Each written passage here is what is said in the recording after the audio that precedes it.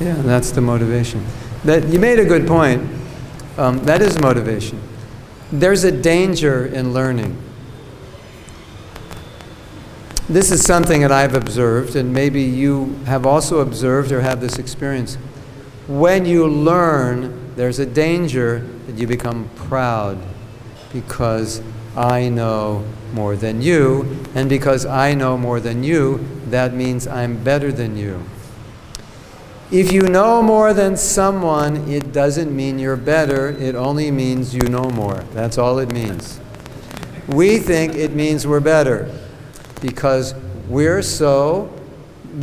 want so much to be recognized that just by knowing more, we can, kind of carry our weight. I know more shlokas than you, therefore I'm better than you.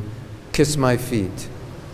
So if we're gaining knowledge to utilize that to become better, that knowledge which is pure is transforming into pride. That's also the same with the holy name. What kind of Vaishnav are you? Sitting in a holy place, chanting so many lakhs of rounds to get some recognition. So all those things you said are true. That anytime you approach something pure with an impure motive, there's always the chance that the pure thing can foster your material desires. So many, many, many, many, many devotees who became scholars became proud, and eventually they fell down because of pride, because they thought they knew more. So you just have to be dangerous if you're learning a lot. Knowledge is meant to make you humble. If knowledge makes you proud, something is wrong. The holy name is meant to make you humble. If you think, hey, I'm the best kirtan leader in Vrindavan, something has gone wrong. Isn't it? So we're taking something pure into a system that's impure, and the pure thing can activate the impurity. That's always a problem, always a potential problem. Even the most pure thing activates the most impure thing. So we should always remember, when you learn more, the only difference between you and someone else is you know more. Learning more does not make you better. Learning more makes you better if you apply what you learn. Learning more makes you worse if it makes you think you're better.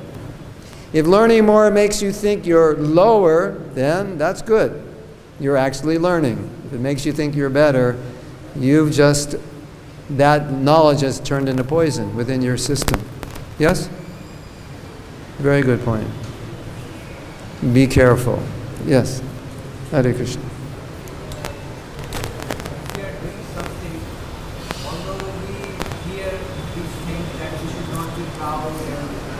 So we hear we shouldn't be proud and all these things, but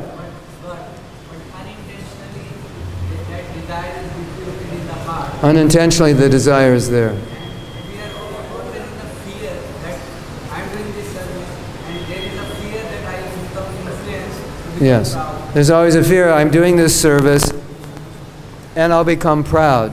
How can I Protect it? Yeah. protect myself? Yeah. Well, how do I protect myself from becoming proud? Well, one way is we follow Lord Brahma's example. I'm creating the universe. I'm going to be like the CEO of the universe. I'm probably going to get proud of that. Anticipating I'm going to get proud, Krishna, please help me not become proud. So that's one way, just anticipating I've been given this position. It's likely I could become proud in this position. I can explain my own realization. My own realization is to remember our real position always. So you are who you are today, right? If I take away your position, whatever your position is, if I take it away, did you go down at all? No, you're the same person. If I give you a big position, did you go up? No, you're the same person. So what happens to us is we get promoted and then we identify with that position and then we think, I'm better than you. A pure devotee or advanced devotee does not identify with position. He always understands his fallen condition. I am fallen, I need help. I always need help. He always remains in that position. He never forgets that. So you can put him in any position. Give him 100,000 disciples, give him $1 million a day, and he'll feel the same way he felt when he was a new devotee, struggling to get up in the morning. He'll always feel, I'm just struggling. That's the mood we have to develop. We always have to remember, your promotion materially does not have anything to do with your spiritual advancement necessarily. It might come as a byproduct, but in and of itself, it's not an indication of anything. And you are who you are, no matter what position you have. You're always who you are. That soul struggling, full of material desires to become Krishna conscious. And awareness of that is called pure bhakti, or that's called humility. Now, there's one other thing I'd like to say. The real problem with pride is that we like it. So if we have an opportunity, subconsciously we may search it out because, hey, here's a position, here's an open spot. Hey, there's no one doing kirtan. I could do it. And if I do it, then everyone will see I can lead good kirtans. And I'll get bonus points. And then I can walk around the temple feeling good about myself, because everybody now knows I'm a good kirtan leader. And actually, I'll just wait for everyone to come up to me and tell me, you know, that kirtan was really good. Isn't it? Right. That's our conditioned nature. Right? You could do the same thing with class. You can do the same thing with dressing the deities, cooking. Just, hey, Prabhus, the line starts over here after class. You can just line up and tell me, that was a great class. Right? And actually, that's the only reason I agreed to give class here. Actually, that's the only reason I came to Vrindavan, because it's really prestigious to give class in Vrindavan. So actually, I didn't come here for any other reason than to give class. And if they didn't let me give class, I would never come back here again. So, is it possible to do that? Yes, it is. It is possible. And how do you prevent it? The only way to prevent it is not to deceive yourself, but to be real and admit, that's why I'm sitting on this seat, solely to impress you. I am a dog of dogs. You have to confront that reality, because if you deny it, how can you correct it? You understand? So if you're aware, yes, this is why I'm giving class, then when I sit on the seat, I can pray to have the right motive. I want to give class just to serve. I want to do kirtan to serve. I want to dress to serve. Even though I know I have the desire that everyone will think, oh, I'm great. So I have to be aware of that, and then I can pray for purification. It's when we're not aware of it, that's when the problem comes, because we don't know. And that's called self-deception. We're motivated by the desire to get recognition, and we don't admit it. Because we don't want to admit it because it's too embarrassing to admit that actually I gave class to get recognition. Who would admit that to themselves? That requires tremendous humility to admit it, doesn't it? But as soon as you admit it, then you're humble and you can deal with it. And the point of his question is, we all deal with pride. There's no surprise. We all deal with it. It's just a question, how do you deal with it? It's not that you don't deal with it. We all deal with it. If we didn't deal with it, we wouldn't be in a physical body. That's part of the program. So how do you deal with it? And what is the goal of Krishna consciousness? Become a particle of dust at the feet of the Goswamis, at the feet of our Guru. And to feel as a particle of dust. So that's the mood. And always know the danger is you're going to lose that feeling when you get a position. That's the allurement.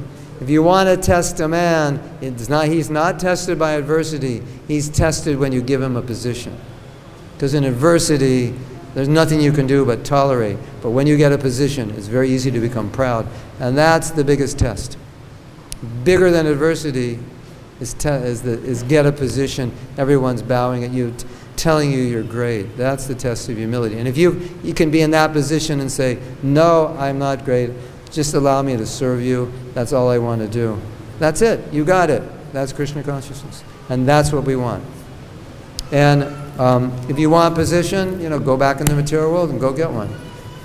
Don't come to ISKCON to get a position because you will pollute ISKCON. We don't need you. If your motive is a position, go start your own company. Be number one. We don't need you in ISKCON if that's your motive. You'll destroy it. You'll ruin it. If we allow this mentality to enter ISKCON, it'll be destroyed. And that mentality we all have, so we all have to control it. Isn't it? It's Prabhupada one time was crying and he begged the devotees. He said, please don't become puffed up. He had tears in his eyes because he knew that will ruin it. It'll ruin ISKCON. And another thing, very important thing, pride ruins rasa. Why does Krishna curb his devotees' pride? Because there can't be rasa where there's pride. Whenever a devotee becomes proud, Krishna smashes it. Not because Krishna has fun smashing proud people. Krishna smashes it because it gets in the way of rasa. If you have a friend who is proud, do you have a good relationship with a friend who's proud? No, you don't like it. Pride and rasa don't go together. So Krishna, if you want a relationship with Krishna, be humble, because Krishna likes humility. He doesn't like pride. If you want to please Krishna, be humble. Sanatana Goswami was so humble that Mahaprabhu said, stop it! If my heart is melting, I can't take it. But whenever there is pride, Krishna smashes it. Humility is a tool of rasa. If you want to please Krishna, become humble. If you want to make Krishna miserable, become proud. It's very important to understand. It's not just about Mayanarthas, it's about relationship. And if you want to be empowered to spread the Hare Krishna movement, there is no better way than to become humble, because who can Krishna trust to give resources and power but a humble devotee? Prabhupada said Krishna will not give the power to an immature devotee, because if he gives the power to an immature devotee, that devotee will become proud. And that devotee cannot use the Shakti. Krishna's Shakti can only be used by a humble devotee. So if you want to be empowered, if you want to do amazing service, become humble, then Krishna can trust you, and you'll do amazing things, and he'll give you more and more power, because he sees that you've done something amazing. People have praised you, and you always feel like, it's not me, it's my Guru, it's Prabhupada. And Krishna sees you're humble, so he gives you more, because he realizes you know where it came from. As long as you know where it came from, it's great. You have a realization. You think, hey, I have a realization, I'm smart. Where did that realization come from? It came from Krishna. You accept it humbly. Krishna will give you more realizations. Whenever I give class, I pray, Mukam Karati Vachalam. Krishna, if you don't let me speak, I'm just going to sit up here and any questions? I won't have a word. I won't have a word. And we all know when we're inspired, we can't stop speaking. And realizations are coming. You don't know where they're coming from. You've never said it before. Oh my God, that's amazing. And then you read Prabhupada's books and you say, oh my God, I just said what Prabhupada wrote. Krishna gave me that realization. Thank you. Thank you. And you accept it humbly, he'll give you more. You become proud, take it all away. Isn't it? That's how we become humble. We become humble because we know if we want to serve, we have to be humble. We'll be destroyed by pride. We cannot serve our Guru or this mission if we're proud. We cannot. It'll destroy it. It'll ruin it. And another thing, another problem, and you may have seen this. If I become a leader and then I become proud, when you become a leader, you're going to become proud because you're going to think that's what you do when you become a leader. But if I get a position, the higher I go, the more humble I become, then when you get a position, you'll become humble also. So you can see how destructive it is. If we get positions to become proud, we set a precedent. We create a culture that leaders, now everybody serves the leader. They don't serve anybody. So you want to become a leader because you want to be served. Isn't it? Well, if I say, when you become the temple president, every morning you're going to be washing pots at 5:30. Maybe I won't be the temple president, right? Isn't it? When you become a leader, you're going to serve more than anybody. I'm not sure I want to be a leader. But no, you become a leader, you're going to get a big office, you're going to get the Mahaprasad, you're going to 3 people massage your feet, this, that, the next thing, you know, they'll throw money in your pocket. Hey, let me do it. And then it sets a bad precedent. And then everyone wants to become a leader for a material reason.